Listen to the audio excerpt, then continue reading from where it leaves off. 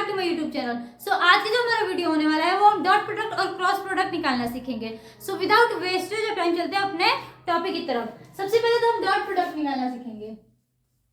Dot product, ठीक है। इसका फॉर्मूला क्या होता है? A dot B, A dot है dot B equal to A B cos theta. ये हुआ हमारा डॉट प्रोडक्ट का फॉर्मूला और ये स्केलर होता है, ठीक है। अगर जो सेम होता है उसका डॉट प्रोडक्ट 1 आता है और जो डिफरेंट होता है उसका डॉट प्रोडक्ट 0 आता है। मतलब देखो, अगर ये आई कैप है, डॉट आई कैप, इसका डॉट प्रोडक्ट क्या आएगा? 1, क्योंकि दोनों सेम है। उसके बाद जे कैप डॉट जे कैप, इसका भी क्या आएगा? 1। के कैप डॉट के कैप, इसका भी डॉट प्रोडक्ट क्या आएगा? 1। और जो डिफरेंट होता है उसका डॉट प्रोडक्ट क्या आता है? 0। जैसे I cap dot J cap equal to 0, J cap dot K cap equal to 0, K cap dot I cap equal to 0। समझ में आया? जो सेम होता है उसका डॉट प्रोडक्ट 1 आता है, जो डिफरेंट होता है उसका डॉट प्रोडक्ट 0 आता है। अब देखते हैं डॉट प्रोडक्ट निकालते कैसे हैं। देखो कुछ एग्जांपल्स कर लेते हैं डॉट प्रोडक्ट निकालने का। जैसे मान लो 2 आई कैप प्लस 3 जे कैप प्लस 5 के कैप, इसका डॉट प्रोडक्ट निकालना है। क्या लें? 4 आई कैप प्लस 6 जे कैप प्लस 2 के कैप, ठीक है। इन दोनों का क्या करना है? डॉट प्रोडक्ट निकालना है। देखो डॉट प्रोडक्ट निकालने के लिए सबसे पहले इसका पूरे का मल्टीप्लाई इसमें करना है, यानी कि ये 2i का हम करेंगे पहले 4i के साथ, फिर करेंगे 6j के साथ और फिर करेंगे 2k के साथ। उसके बाद सेम ऐसे ही 3j का भी मल्टीप्लाई करेंगे, पहले 4i के साथ, फिर करेंगे 6j के साथ और फिर करेंगे 2k के साथ। सेम 5k के साथ भी पहले इसके साथ करेंगे, फिर इसके साथ और फिर इसके साथ, ठीक है। देखो 2i कैप का पहले मल्टीप्लाई करते हैं इन सब में। 2i है ना, 2i कैप डॉट 4i है, 4i cap plus 2i cap dot 6j cap, 6j cap plus 2i cap dot 2k cap, ठीक है। अब 2 वाले का तो हो गया। उसके बाद क्या करेंगे? अब 3j का करेंगे, तो नीचे में 3j cap dot 4i cap plus फिर 3j cap dot 6j cap plus फिर 3j cap dot 2k cap. इन दोनों का तो हो गया। अब क्या बचा? 5k कैप का, 5k cap dot 4i cap plus 5k cap dot 6j cap, फिर plus 5k cap dot 2k cap, ठीक है। अब देखो इनको क्या करना है? हमको ऐड करना है। तो हमें पता है ना कि जो सेम वाला होता है उसका 1 होता है और जो डिफरेंट वाला होता है उसका 0 कर देंगे, ठीक है। देखो जो सेम वाला है उसको मैं सर्कल कर देती हूँ। एक 2i 4i, i है सेम है। उसके बाद ये 3j 6j, ये दोनों सेम है। और उसके बाद ये 5k कैप और 2k कैप, ये सब क्या हो जाएगा? 1 और बाकी सब क्या हो जाएगा? 0, कट जाएगा। क्योंकि इसमें j है i है, अलग अलग है, तो क्या हो गया? 0। ये i है और j है, ये भी कट के 0। ये i है और ये क्या है? ये कट के 0, j k कट के 0। फिर के और जे कट के ये भी 0, और के और आई ये भी कट के 0। बचा क्या हमारा, बस 3 यही बचा है। तो 5 में 2 में मल्टीप्लाई करेंगे तो 10 के कैप, फिर प्लस यहाँ पे बचा है 6 और 3, 6 और 3 में मल्टीप्लाई करेंगे तो 18 क्या है जे कैप, फिर प्लस, फिर इन दोनों का मल्टीप्लाई करेंगे तो 8 आई कैप। ये हुआ हमारा डॉट प्रोडक्ट। ठीक है, क्रॉस प्रोडक्ट निकालने से पहले ये सीखेंगे कि वेक्टर के बीच में एंगल कैसे निकालते हैं डॉट प्रोडक्ट यूज करके। ठीक है, देखो to use dot product,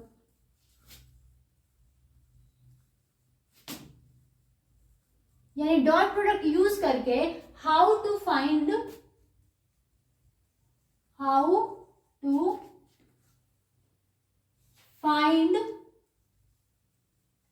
angle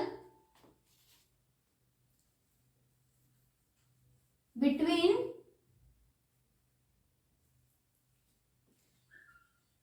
any vector.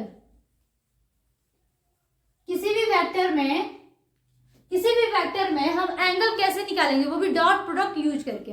देखो डॉट प्रोडक्ट का फॉर्मूला क्या था कि A dot B equal to A B cos theta था ना ये। अब हमको कॉस थीटा निकालना है, तो इसको हम क्या करेंगे, इधर लाकर नीचे कर देंगे, और वो भी मैग्नीट्यूड में। तो यहाँ पे अगर हम कॉस थीटा करें, कॉस थीटा, इसको हम इधर ला लेते हैं, तो क्या हो गया हमारा ए डॉट बी, और ये नीचे आ गया तो ए मैग्नीट्यूड बी। ठीक है, ये हुआ हमारा फॉर्मूला एंगल निकालने का। ठीक है, देखो कुछ क्वेश्चन कर लेते हैं, जैसे यहां पे आई कैप प्लस जे कैप प्लस रूट के अंदर 2 के कैप, इसका और एक मान लो आई कैप, इन दोनों के बीच में हम एंगल निकालते हैं। सबसे पहले तो हमारा एंगल निकालने के लिए फॉर्मूला क्या है ये देखते हैं। फॉर्मूला में हमें जरूरत क्या है, ए डॉट बी प्रोडक्ट चाहिए, इसी से तो हम अपना एंगल निकालेंगे, इसी फॉर्मूला से। ठीक है, ये भी बहुत इंपॉर्टेंट है, याद रखना। ए डॉट बी चाहिए और ए और बी का मैग्नीट्यूड चाहिए। तो सबसे पहले हम ए डॉट बी तो निकालना आता ही है, इसका पूरे का मल्टीप्लाई कर देंगे इसमें, तो ए डॉट बी, इसका मल्टीप्लाई करेंगे तो क्या आएगा, आई में तो I dot I plus I dot J cap plus I cap plus root 2 के कैप। ठीक है, अब देखो ये भी डिफरेंट है, ये भी डिफरेंट है, तो ये दोनों डिफरेंट है, तो ये कट के 0 हो जाएगा, ये भी कट के 0 हो जाएगा। बचा क्या, सेम ये, तो a डॉट बी हमारा क्या आएगा, ये 1 है और ये भी 1 है, तो 1 इंटू 1 इक्वल टू 1। ठीक है, तो हमारा a डॉट बी तो आ गया। अब हमें निकालना क्या है, अब हमें निकालना है a और b का मैग्नीट्यूड। देखो मैग्नीट्यूड निकालना है ना, तो सबसे पहले a का मैग्नीट्यूड रूट में कर देते हैं। यहाँ पे क्या होगा, 1 का स्क्वायर प्लस यहाँ भी 1 का स्क्वायर, कुछ भी नहीं है तो 1 रहता है ना, यहाँ पे रूट 2 का स्क्वायर है, रूट 2 का स्क्वायर। अब देखो 1 का स्क्वायर 1 आएगा प्लस 1 का स्क्वायर 1 प्लस इस रूट 2 से ये 2 कट जाएगा, तो यहाँ पे क्या होगा 2, और अब सबको ऐड करेंगे तो हमारा क्या आएगा 4, यानी कि ये रूट के बाहर 2 आएगा। तो a तो हमारा आ गया, उसके बाद हमको b निकालना है। b मैग्नीट्यूड तो सीधा दिया ही है कि 1 का स्क्वायर हो जाए, क्योंकि 1 एक ही आई है, तो 1 का स्क्वायर ये क्या हो गया, रूट के अंदर 1 और बाहर भी जाएगा तो 1। अब इस पे हम पुट कर देते हैं फॉर्मूला को, क्या है हमारा cos theta equal to a dot B है, a डॉट बी हमारा क्या है 1, और उसके बाद नीचे a मैग्नीट्यूड और b मैग्नीट्यूड, a मैग्नीट्यूड क्या निकला है हमारा 2 इंटू b मैग्नीट्यूड 1/2 आया। अब बताओ कि 1/2 कितने डिग्री पे होता है, cos थीटा 1/2 कितने डिग्री पे होता है, 60 डिग्री पे। तो हमारा जो cos थीटा आया है, cos थीटा इक्वल टू 1/2 कितने डिग्री पे होता है 60 डिग्री पर, तो इसका एंगल निकल जाएगा थीटा इक्वल टू 60 डिग्री। समझ में आया? पहले तो डॉट प्रोडक्ट कैसे निकालते हैं वो समझ आया है, उसके बाद डॉट प्रोडक्ट के बीच में सॉरी वेक्टर के बीच में एंगल कैसे फाउंड आउट करते हैं डॉट प्रोडक्ट के थ्रू, वो भी समझ में आया। उसके बाद अब हम देखेंगे कि क्रॉस प्रोडक्ट कैसे निकलता है। ठीक है, चलो अब क्रॉस प्रोडक्ट निकालना सीखेंगे। इससे पहले हम क्या निकाले हैं डॉट प्रोडक्ट, तो हमारा ए डॉट बी क्या था ए बी कॉस थीटा, और अब क्रॉस प्रोडक्ट का क्या फॉर्मूला है A cross B equal to A B sine theta और एन वेक्टर।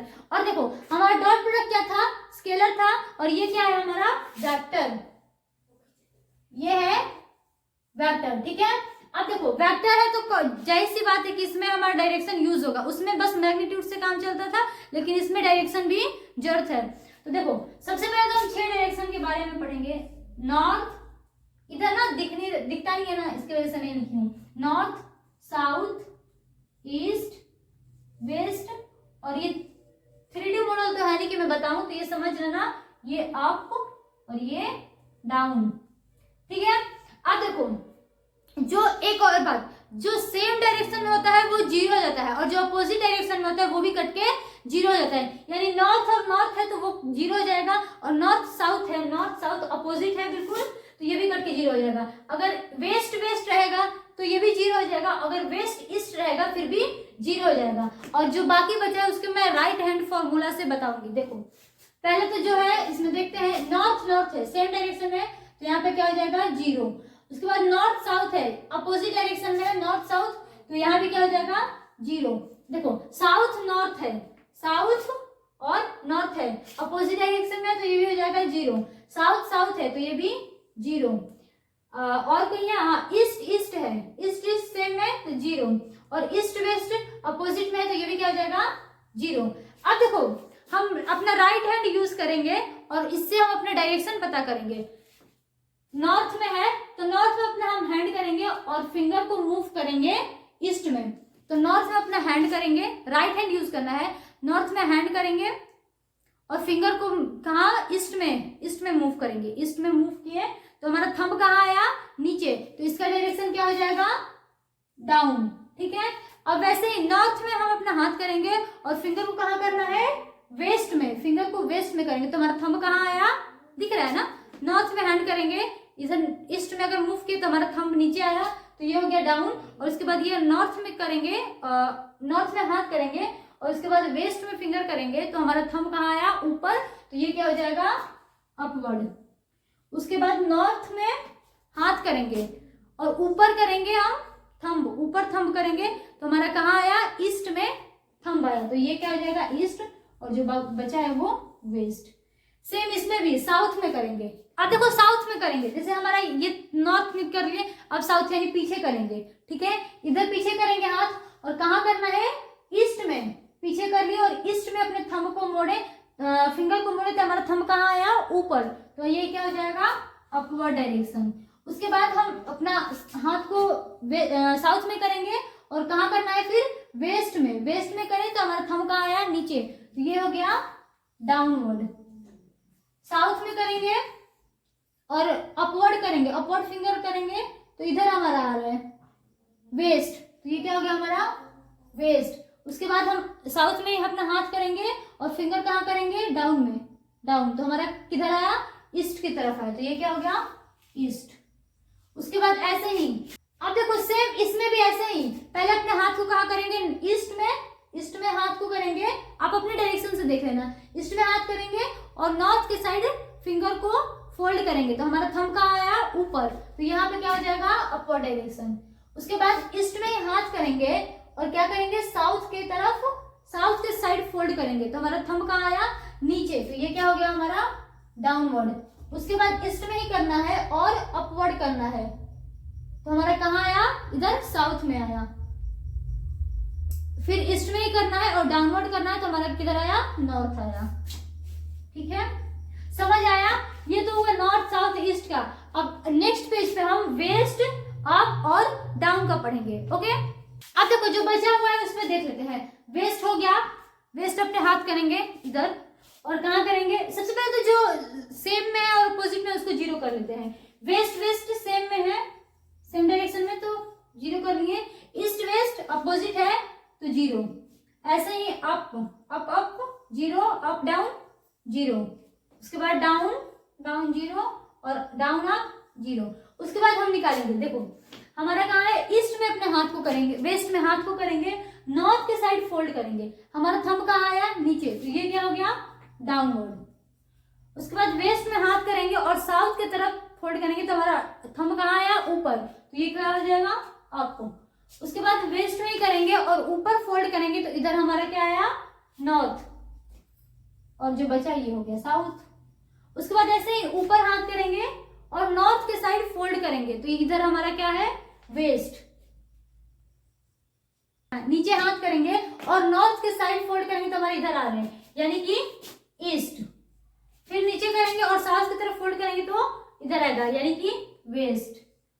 डाउन करेंगे हैंड और कहाँ करना है, ईस्ट के साइड फोल्ड, तो इधर अंदर आ रहा है, यानी कि साउथ, और जो बचा वो north.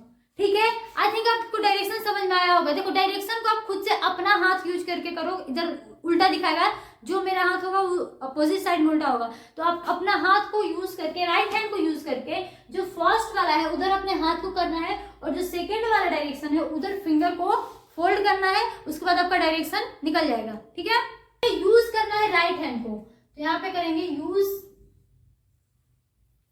Right hand, right hand, and fold finger, and fold finger, thumb represent करेगा हमारे डायरेक्शन को, थंब रिप्रेजेंट डायरेक्शन, यहां लिख देती हूँ।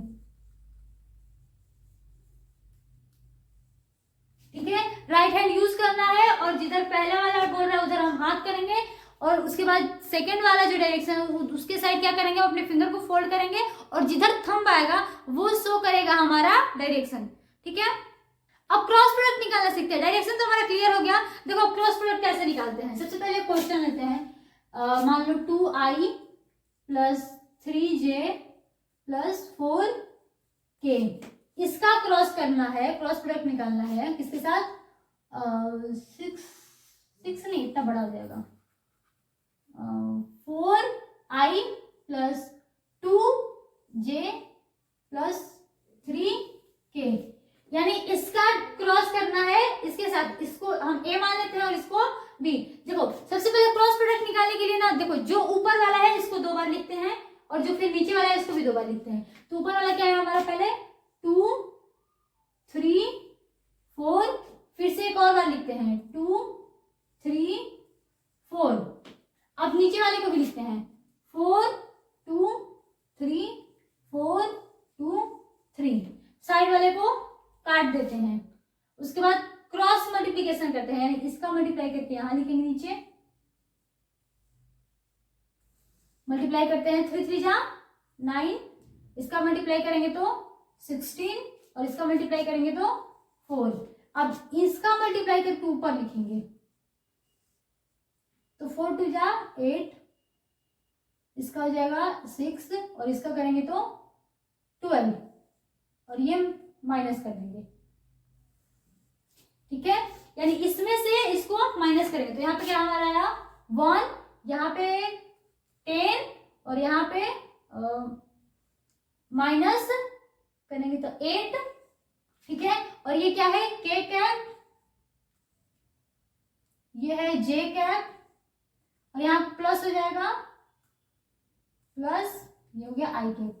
तो ये हमारा आया क्रॉस प्रोडक्ट। समझ में आया कैसे निकालते हैं। देखो सबसे पहले जो क्रॉस प्रोडक्ट निकालने के लिए दिया रहता है ना, पहले इसको ऊपर वाले को 2 बार लिखेंगे, जैसे 2 3 4 था तो 2 3 4, फिर से एक बार लिखेंगे 2 3 4, उसके बाद नीचे वाले को भी नीचे 2 बार लिखेंगे, 4 2 3 था 4 2 3, फिर 4 2 3, साइड वाले को कट कर देते हैं। उसके बाद 3 3 जो ऊपर वाला है ना उसको मल्टीप्लाई करके नीचे लिखेंगे, तो 3 का मल्टीप्लाई करके यहाँ लिखें, 4 में इसका मल्टीप्लाई करके यहाँ लिखें, 2 में 2 का मल्टीप्लाई करके यहाँ लिखें। उसके बाद नीचे से ऊपर फिर से मल्टीप्लाई करेंगे, तो इस 2 का इस 4 में करेंगे तो ये माइनस में हो जाएगा। ठीक है, फिर इसका करेंगे तो इसमें हो जाएगा, इसका करेंगे तो इसमें हो जाएगा। उसके बाद जो हमारा आया ये सब माइनस में है और ये सब प्लस में है, तो यानी कि 9 में से 8 घटाएंगे 1 आएगा, फिर यहाँ 16 में से 6 सब्ट्रैक्ट करेंगे 10 आएगा, और फिर 4 में से 12 तो होगा नहीं, तो 12 का जो साइन नेगेटिव है तो यहाँ पर नेगेटिव लगा है, और 12 में से 4 माइनस हुआ है तो